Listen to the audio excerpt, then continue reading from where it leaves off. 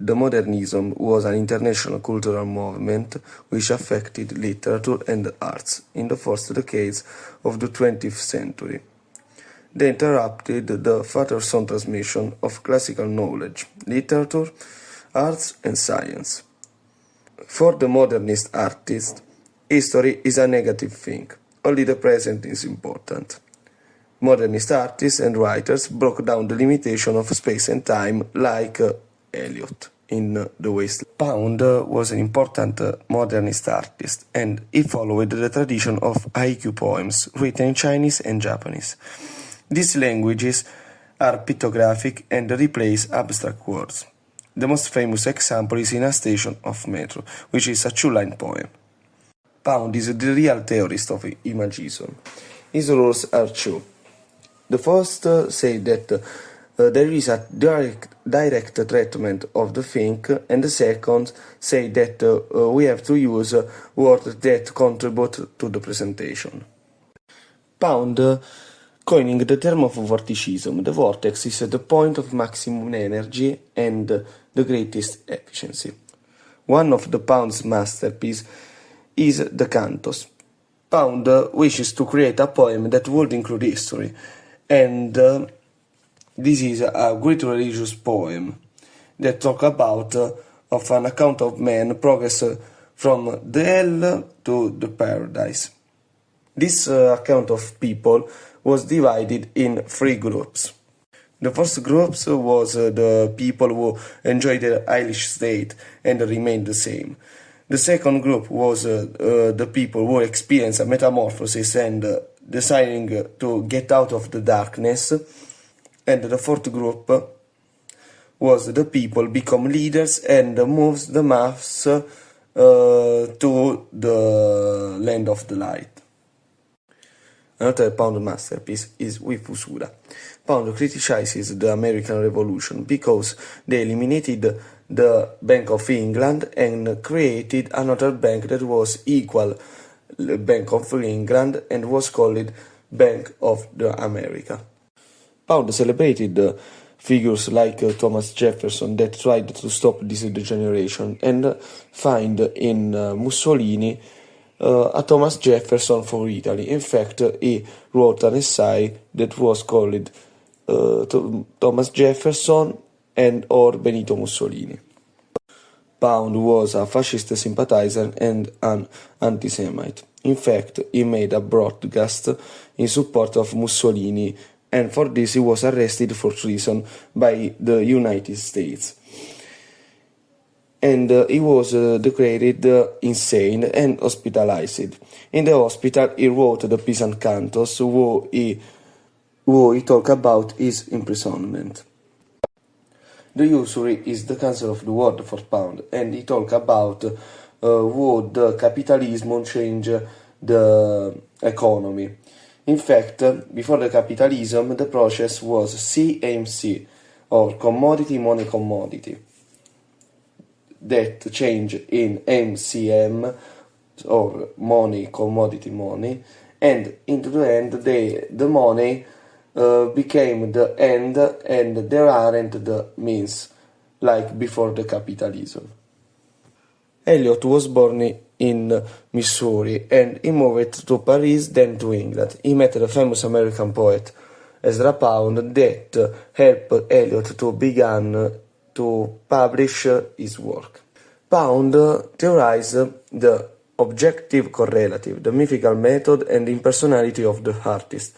The objective correlative was used for the first time by Ezra Pound, and in the objective correlative was used words that contribute to the representation.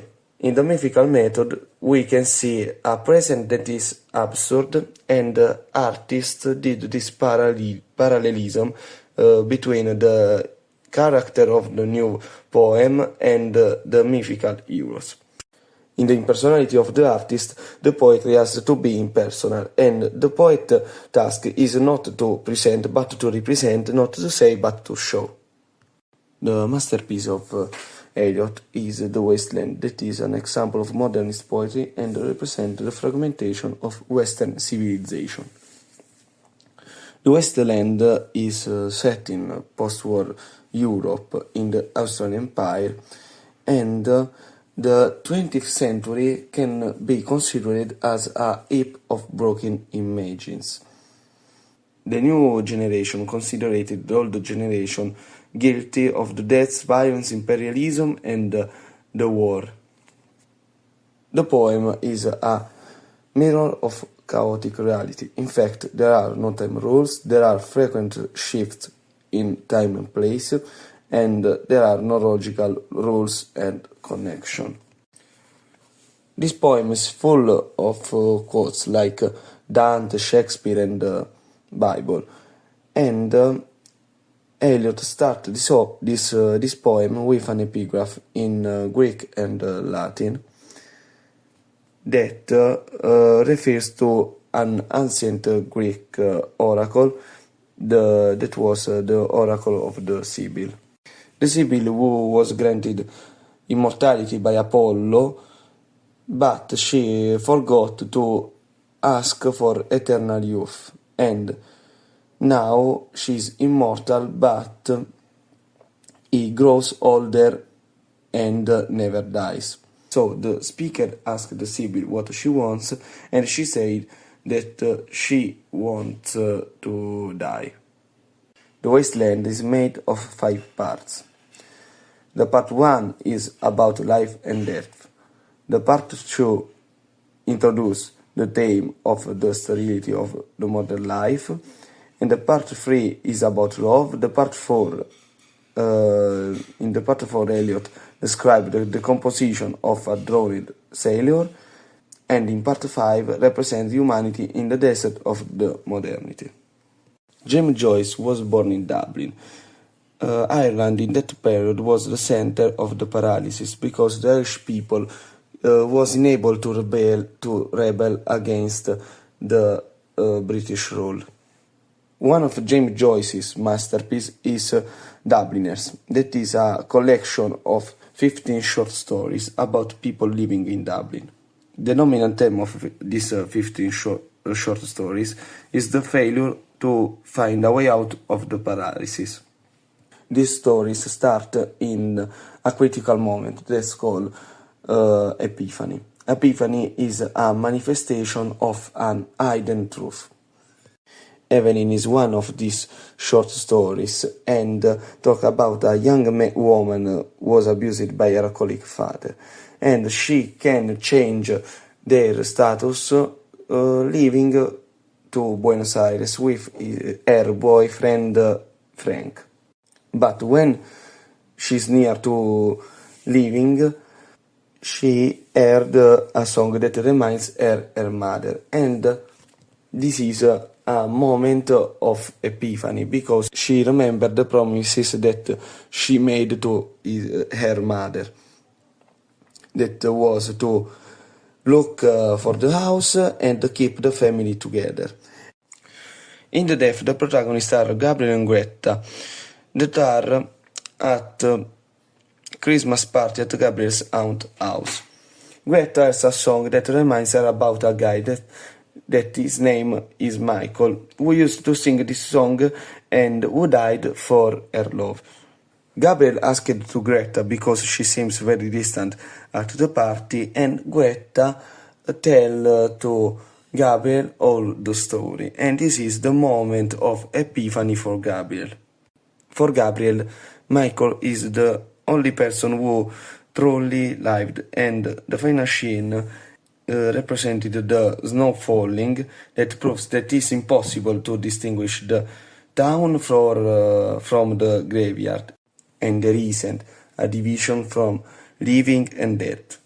A Portrait of the Artist as a Young Man is an autobiographical story of Stephen Dedalus, that is James Joyce, and he is a rebel against his family, his religion, and his nation. His motto is I will not serve.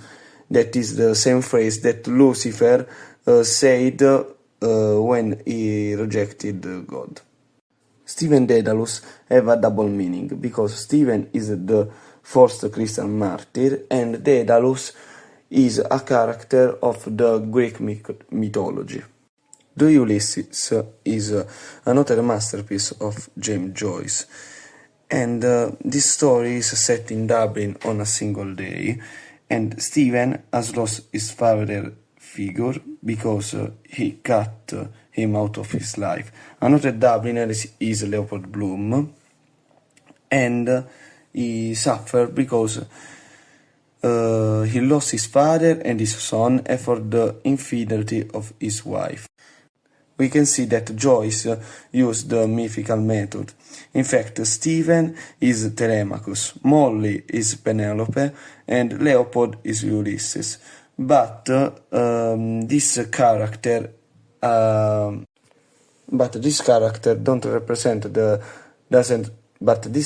doesn't represent the real Ulysses, Penelope, Telemachus. In fact, Leopold Bloom is considered a loser, and Molly cheating on her husband. The stream of consciousness is a technique that describes the mental process made of memories and dreams, and utilizes the interior monologue that are introspection, shift from thought to thought, the line connection, or interpretation from the narrator. Samuel Beckett was Irish, and he was influenced by French existentialism, in particular by Camus and Sartre.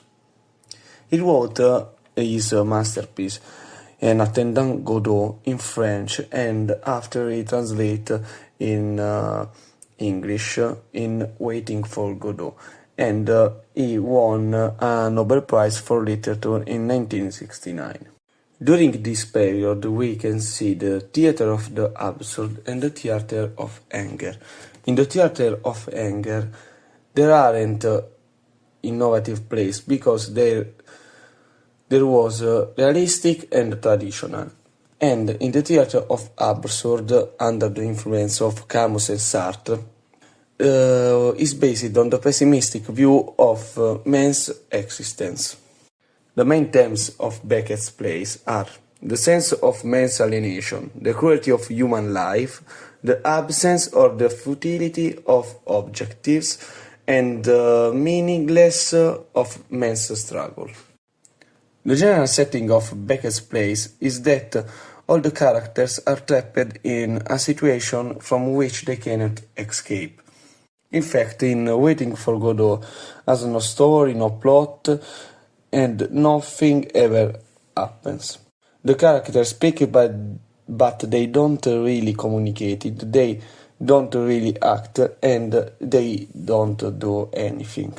In Waiting for Godot there are two acts, and all we can see is a country road and a bear tree. And we didn't know who Godot is. The characters represent two different aspects of the same personality: body, who is Gogo, and mind, that is Didi. Vladimir is more intellectual, and Estragon reminds us of physical activities. And there's another couple that are Pozzo and Lucky. Pozzo is the master, and Lucky is the slave. Pozzo is the oppressor, and Lucky is the power of the mind. In the second act, the role is reversed. In fact, Pozzo is blind and needs Lucky, who has become dumb. Pozzo and Lucky may remind us of Hegel's master-slave relation.